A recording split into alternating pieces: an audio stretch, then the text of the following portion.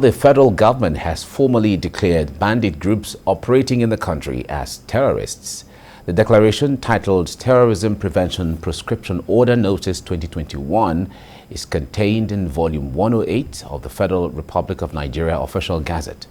News of the move comes more than a month after the Federal High Court in Abuja declared bandits as terrorists following an ex parte motion the federal government filed before it through the Ministry of Justice.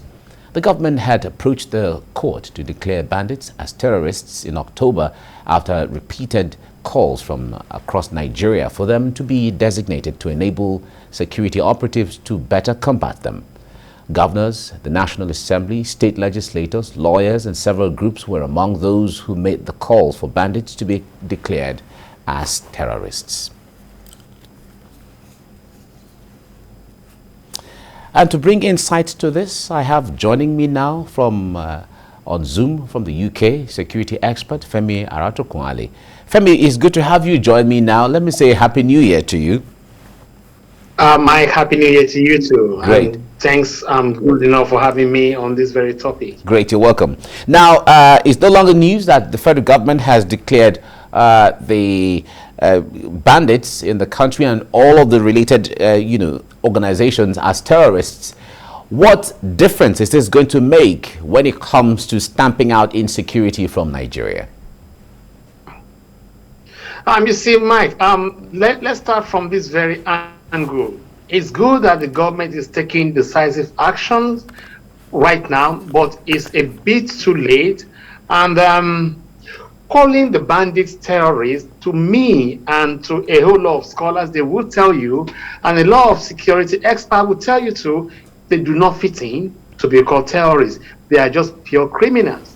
Because if you look at what is terrorism in the first place, or who are terrorists, you must have an ideology. Are they politically motivated? No. Are they religiously motivated? The answer is no. They're just looking for payday, they're looking for pay cash, and they're looking for anything to steal. So they are pure criminals in my own context. And I think everybody will agree with me within the security field that they are just terrorists. Rather, we don't need to go too emotional about it by calling them terrorists, because they do not fit into what we should call terrorists or put them to be terrorism acts. However, they've done a lot of atrocities in Nigeria. The killing, the destruction of properties, and everything is still ongoing. But it is now left for our legislators to now look inward and outward at how do we tackle this? How do we cage them? And in what context do we put them? I think they should be called pure criminals, and they should be charged under criminal act in Nigeria, because they have illegal weapons which they are not meant to have, AK-47 sidearms, swords, cutlass, and knives. So with all this, they are still criminals. They are not terrorists. Are they influencing the government in any way? The answer is no.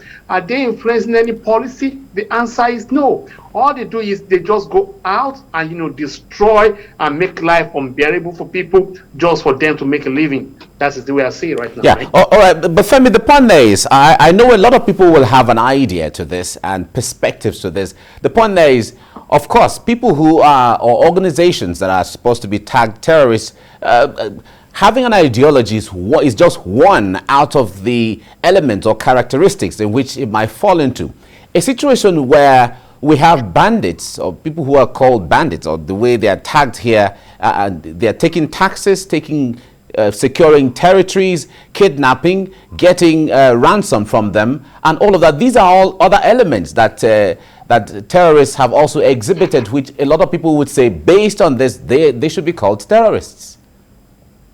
Mike, let's look at it this way.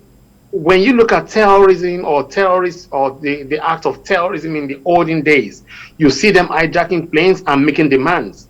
Have you seen any demand from these so-called criminals that we have in Nigeria today?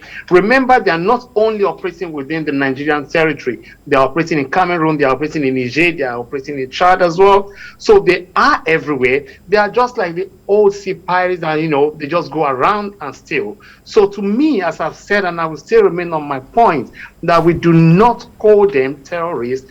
Rather, we classify them as pure criminals. We classify them as thieves. All right. They are thieves in a common goal. Let's just put it that way. Okay. At the moment. All right, Femi. The point there is, in the minds of Nigerians right now, whether we call them terrorists or they don't qualify to be called terrorists, Nigerians don't want to know that semantics. They want to be able to go to bed, sleep, and wake up early in the morning and they are safe. They want to be able to go to the markets or go to the farms and all of that and do their business the way they want to do them. So now that they have been classified officially in Nigeria as terrorists, whether rightly or wrongly from your perspective, what do you think is going to change?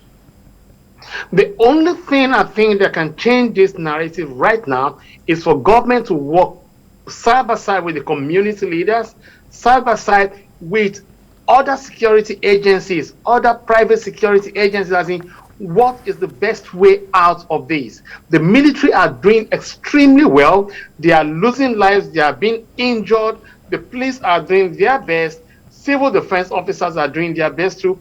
Now it is time for us to sit down together and look for a better exit out of this. If we cannot do this, then we will still be confronting and we'll be confronted with this same issue that we're still talking about today, about are they terrorists or they are not. Yes, Nigerians are right now calling them terrorists. Fine, I quite agree with that. I'm not disputing that. But in real context, the government should look straight and ask themselves this question: have we done enough to contain this issue or not? Yes, they keep saying it in papers, billions are being spent. But in reality, Mike, between me, between everybody, how much have we seen amongst our security officers being really invested in them to really tackle most of this issue we're seeing today? Absolutely, it's not even up to half, because they are being demoralized. So we need to boost their morale. The only way we can boost their morale right now in 2022 is by standing side by side with them and giving them the real boost that they need, changing their welfare package and changing the kind of taxes they use in dealing with all this stuff, which is one thing I keep saying. We need to retrain them, and we need to train and, change the security architecture in Nigeria today. All right. Now, there is... the reports say that the Nigerian government has gotten clearance for the United States to deploy the super Tucanos against the bandits and other terrorist organizations in Nigeria. A lot of people have applauded how it is right now from where we stand, from the reports we got. But the point there is, just 1 second before you go, how much impact will this add to the fight against terrorism, the deployment of the super Tucanos that you and I have analyzed sometimes on the program? Mike, what I would say is this: what the government should do with the weapons they have and with the weapons being given to them from America and from other European countries and other well-meaningful countries that want the best for Nigeria, is we need to now invest in what we call see it, say it, sort it. If we can put that into the community and give the community rest assurance that, look, if we work together, we can tackle them. Remember, all these bandits we're talking about, they are faceless, they are part of the community. We even work together, we sit together, we sleep together, so they are part of us. So it's all down to intelligence gathering in the honest way, not in a political way. We need to be honest with what we're doing, and if we can do that, 2022, I believe Nigeria will be out of this mess we are in. All right. Thank you so much, Femi Aratokunle, for your time and insight on the program. Thank you. I appreciate it for having me. Great. Thank you so much.